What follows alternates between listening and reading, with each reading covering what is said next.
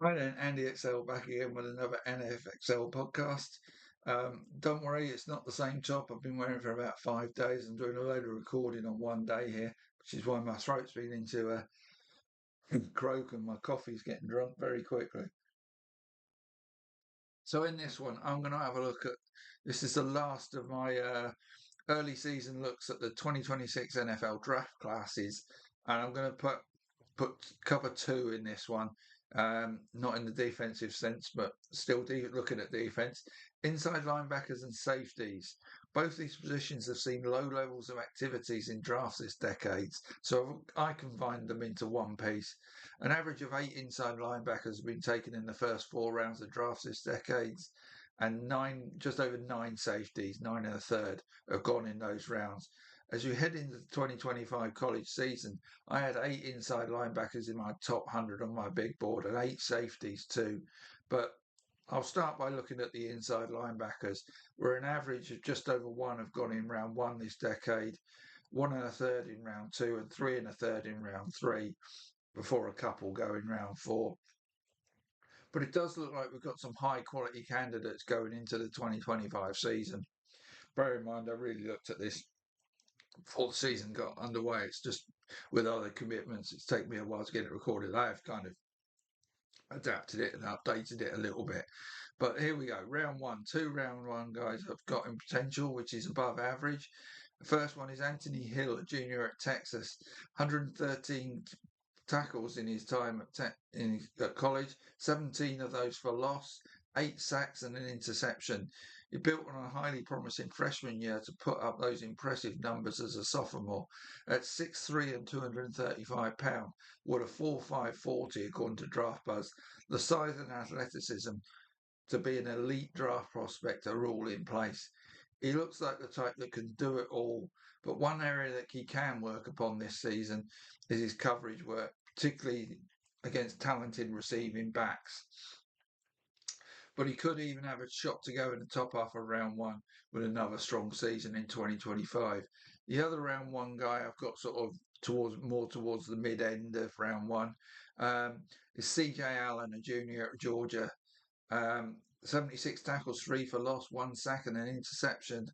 He's a superb run defending linebacker, ferocious tackler with great closing speed. His covering work does need to improve though if he's to lock down a round one pick, but his natural and instinctive work as a blitzer and against the run will not have him waiting long to get picked, assuming he puts up another strong season in 2025. So them are two standout candidates for round one. Now, we've got 3 more in round two, so again we're above average. Looks like a good class this. And when we get to number five, you'll see what a good class it is. Number three, though, is Deontay Lawson, a senior at Alabama. 76 tackles, 7 for loss, 2 sacks, and an interception. Good stats. Lawson has shown great leadership and football intelligence as a defensive leader for Bama.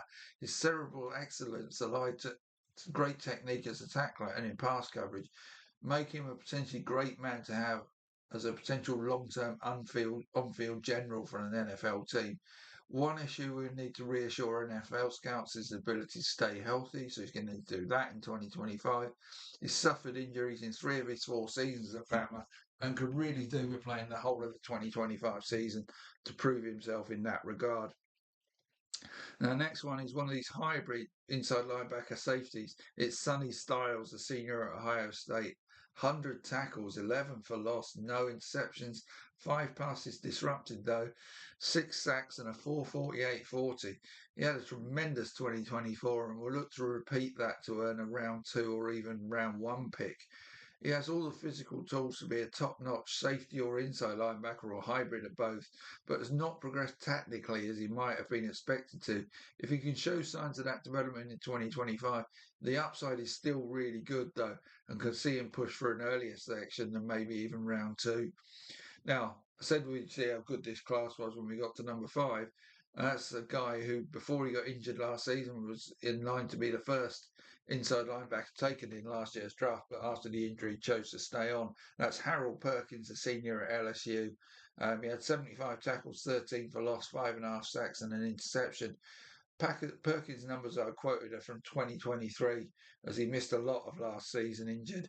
He put up similar numbers as a freshman in 2022, and as I said, was the inside linebacker one in the 2023 draft class before he got hurt.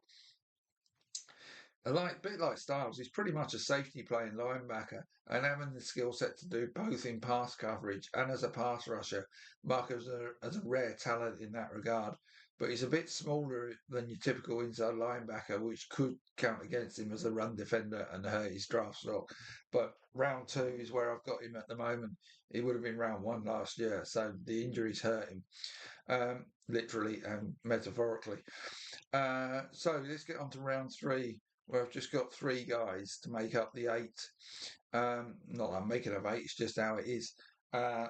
6 is Whit Weeks, a junior at LSU, 125 tackles, 10 for loss, 3.5 sacks, and 1 interception.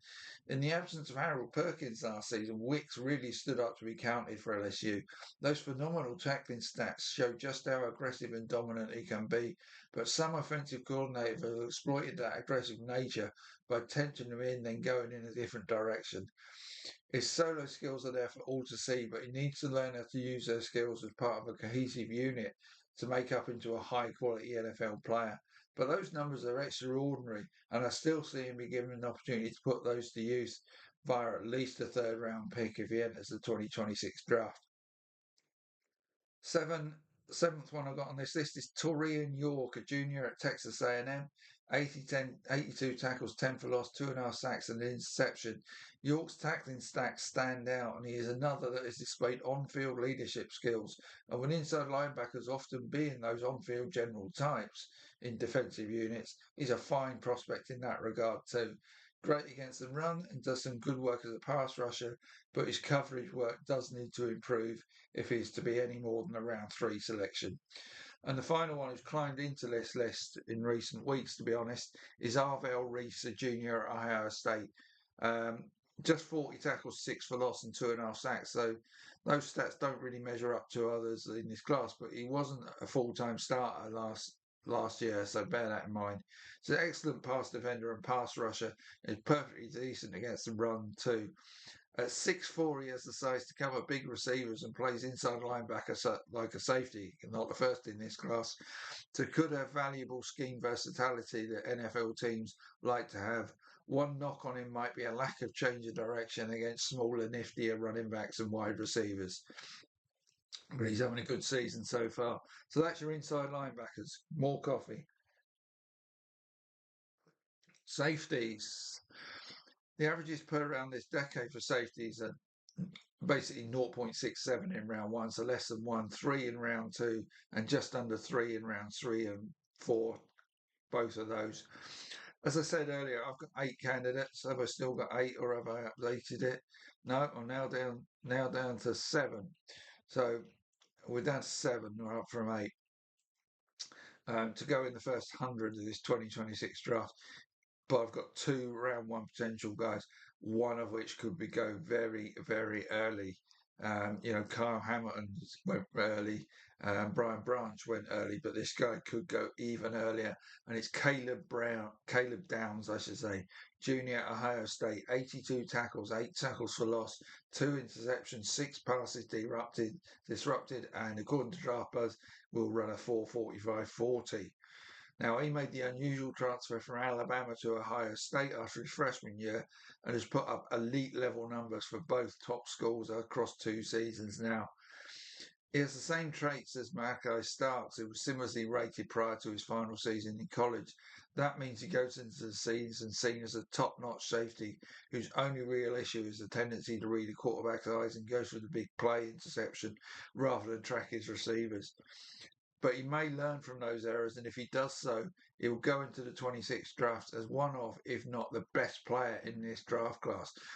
Personally, I have him as number 1 on my draft board at the moment. Now, that's not me saying he's going to get the first overall pick, but he could well be the highest drafted safety in this decade. I mentioned Kyle Hamilton earlier. He went at 14 in 2022, and look how good he's turned out to be. So Downs goes in the top 10. There's a special talent there somebody's going to get. Number 2 is Dylan Thieneman, junior at Oregon, 104 tackles, 5 for loss, no interceptions, 7 passes disrupted, and a speedy 4:35:40 time next to his name. Um, will be in his first season at Oregon in 2025, having transferred from Purdue. He also put up sectional numbers in his first 2 seasons in college. He did not have any interceptions last season, but did have 6 in his freshman year. With that 4:35 closing speed, he looks set for an excellent season with the Ducks, and assuming that is the case, looks a lot to go in the first round, and maybe make it 2 safeties even in the top half of round 1, which would be extraordinary.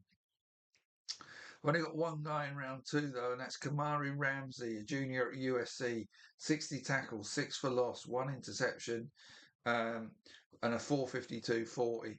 Could well have done well in the 2020 draft, but opted for another season with the Trojans. So he needs another good campaign for them, and that could well get him into day 2 of the 2026 draft.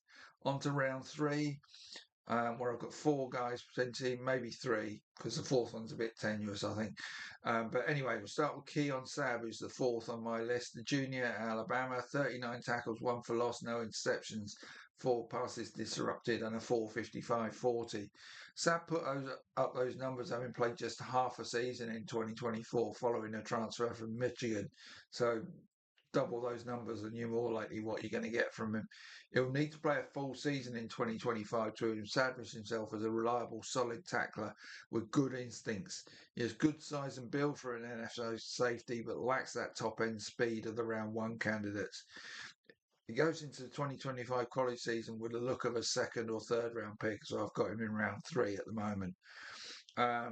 5, climbed up the board recently since I really did the initial list, but he's in it now. Is Tal Johnson, a senior at Utah, had 121 tackles, 6 for loss, 2 interceptions, and Draft Buzz quoted him as having a 4:44:40, which would be pretty good. So he's a speedy tackling machine, is what you are looking at in Johnson. Pass coverage is definitely a strength. He's not shown up much against the run or as a pass blitzer. That speed and tackling ability make him a valuable asset on special teams too. So a third round pick could well be in his reach come draft time. Those special team skills will stand him in good stead. 6th, the penultimate guy on this list is Michael Taff, a senior at Texas, 78 tackles, 6 for loss, 2 interceptions, 10 passes disrupted, and a 4:55:40. He's another strong stats in 2024 who will be looking to build on that in his senior year. The numbers look really good, and he could be more of a nickelback than safety in the NFL, as he's undersized for a safety, in honesty. And he will need to show he can improve his tackling technique too, to move up from being a third pick at best. Now, the 7th guy, I won't go into much detail with him because I think he's probably possibly going to drop out of this, depending how things go. Rod Moore is in his senior year at Michigan. He's undersized and prone to injury. Needs to show he's fully back from the latest injury, which was an ACL, to get himself a day 2 pick. But he showed prior to the ACL that he has plenty of ability. It's just showing that he can still do that post the injury and can stay healthy. That are the knocks on Moore. But that could see him drop off the cliff completely draft wise, or if he does come back and play well, he could well rise up these boards, which is why I put him in there. So that's inside linebackers and safeties. That wraps up all of my positions that I've looked at in the draft now. So I think it was roughly about 125 players rather than the top 100. But I'm going to come back in October with an updated look at all of these positions and an overall initial big board that might look at the first 4 rounds, who I think will go in the first 4 rather than the first 3. I just played it a bit conservative with my first look. All right.